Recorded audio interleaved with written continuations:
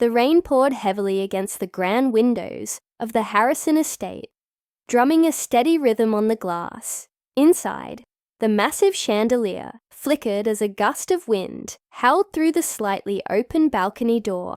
Richard Harrison, a well-known millionaire, stood near his mahogany desk, absent-mindedly swirling the whiskey in his glass. His thoughts were clouded with the weight of the past few months, business troubles, strange happenings in the house, and most disturbingly, the growing distance between him and his wife, Catherine. Catherine had always been elegant and composed, but lately, something had changed. She had grown secretive, her gaze colder than before. Richard had tried to ignore the nagging feeling in his gut, but the eerie silence in the house made it impossible to shake off.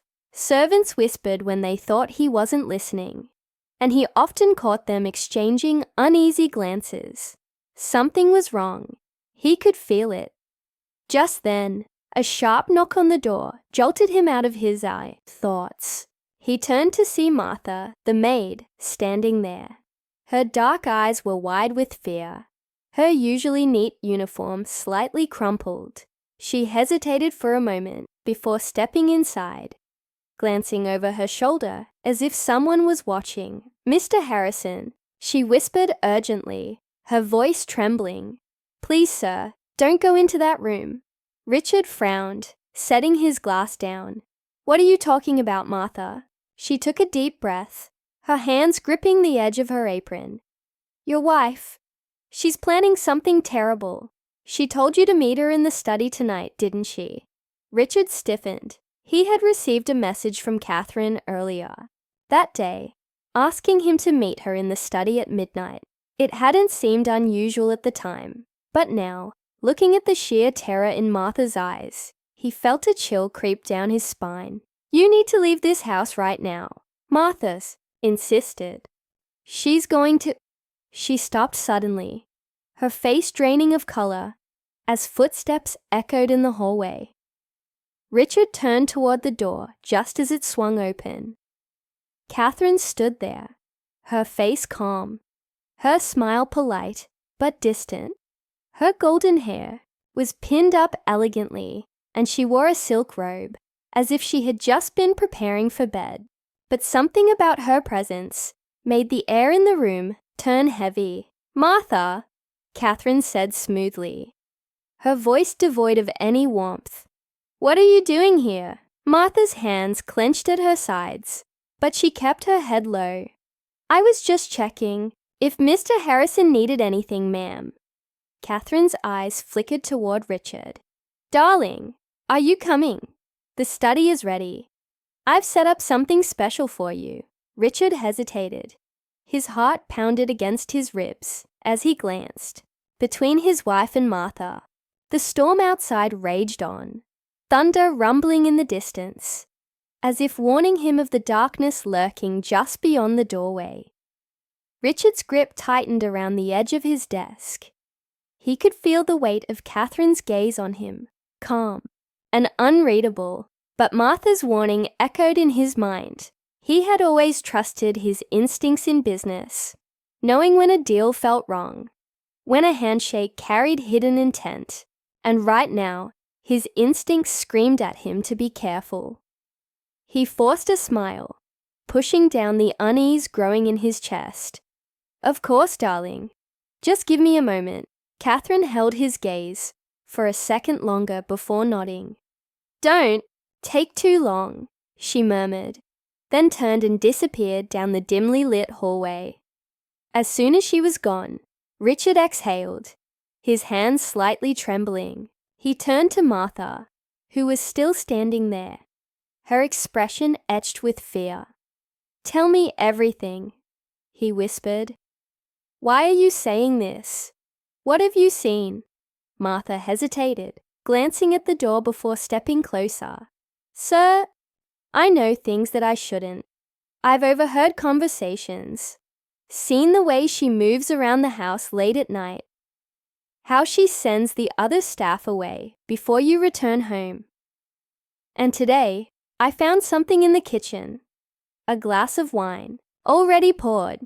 I don't think it's safe. Richard felt a cold sweat forming at the back of his neck. He swallowed, his mouth dry. You think I don't just think, sir. Martha cut in, her voice urgent but quiet.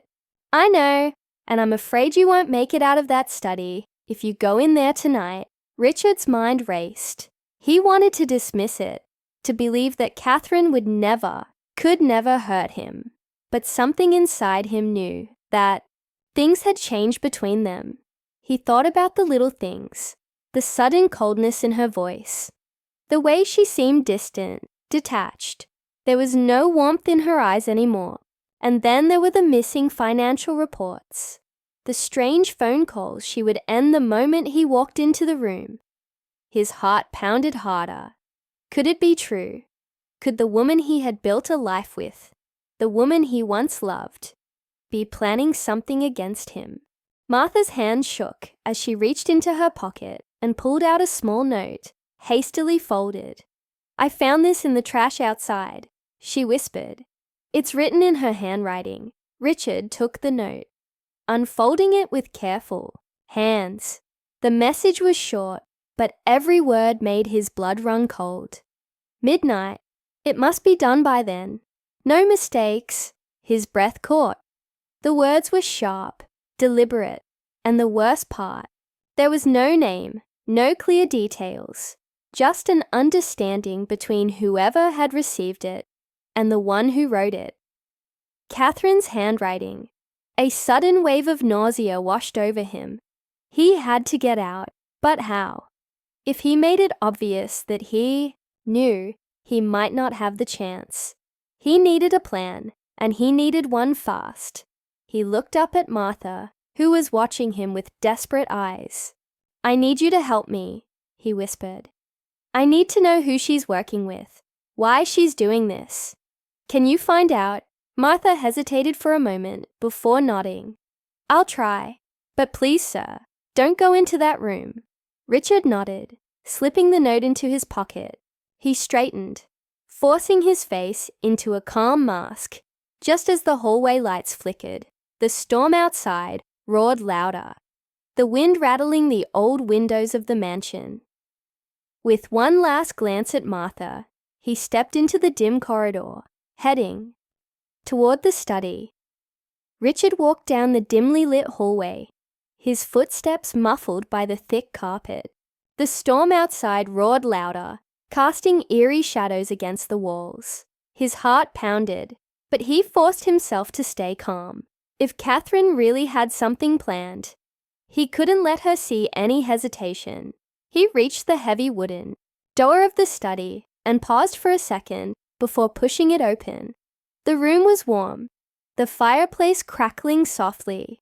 Candlelight flickered on the desk, where a bottle of wine and 2 glasses sat waiting. Catherine stood by the window, her back to him, her posture relaxed, as if she had been expecting him. There you are, she said, turning slowly, her lips curving into a small smile. I was beginning to think you wouldn't come. Richard forced a chuckle, stepping inside. Why wouldn't I? You said you had something special planned. Catherine tilted her head, watching him closely. Yes, she murmured. A special night, just you and me. She picked up the bottle of wine and poured into both glasses. I thought we could celebrate everything we've built together. Richard's eyes flickered to the glass she extended toward him. His pulse quickened. He could still hear Martha's warning in his head. If he refused, it would be too obvious. But if he accepted, he took the glass, swirling the deep red liquid inside, but didn't bring it to his lips. You know, he said, forcing a casual tone. I've been thinking a lot about us lately. Catherine raised an eyebrow. Oh, yeah, he continued. How things have changed. He set the glass down on the desk, leaning against it. I've noticed you've been distant, preoccupied, almost like you've been keeping secrets. For the briefest moment, something flickered in her expression. something sharp, calculating. But it was gone as quickly as it appeared. She let out a soft laugh, shaking her head. "Richard, you always overthink everything." "Maybe," he admitted, "but I have to ask. What were you planning for tonight?" Catherine's fingers tightened slightly around her glass. "I told you. A celebration." Richard nodded slowly, holding her gaze. "Then tell me, why did I find this?"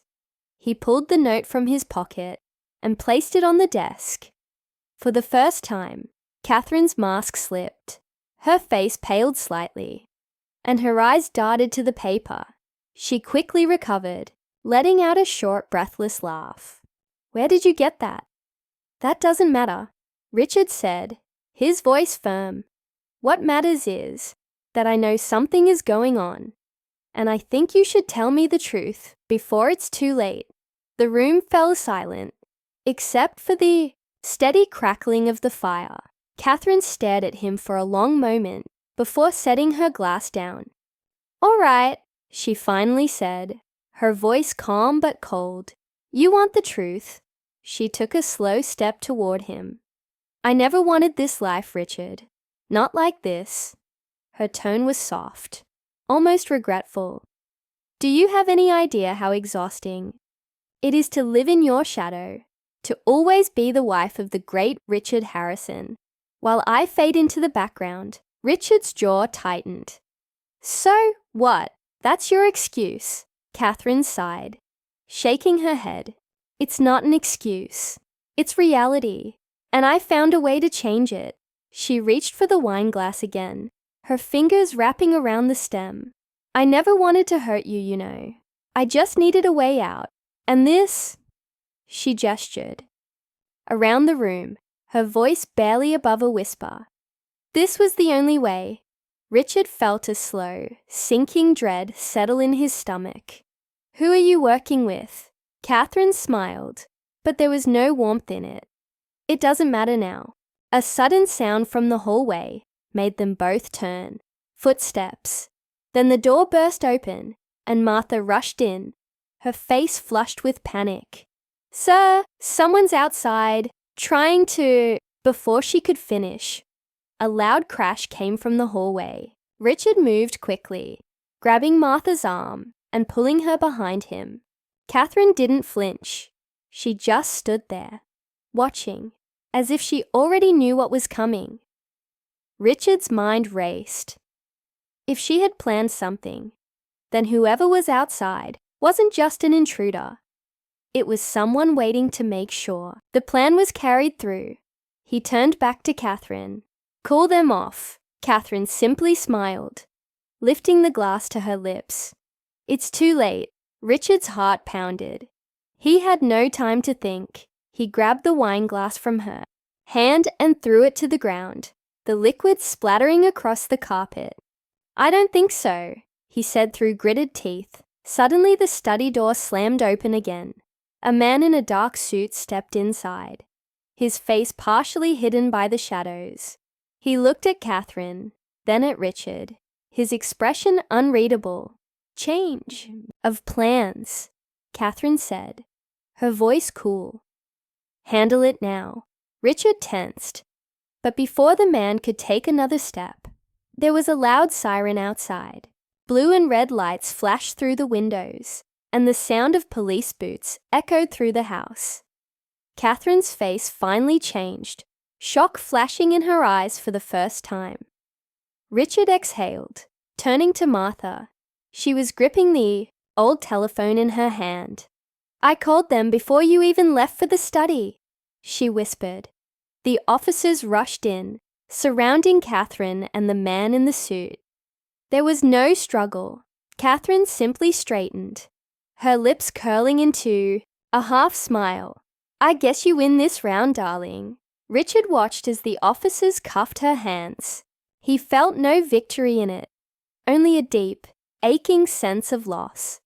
As she was led away, she turned one last time, her eyes meeting his. "You'll miss me," she whispered. Richard didn't answer. He only watched as she disappeared down the hallway, into the stormy night.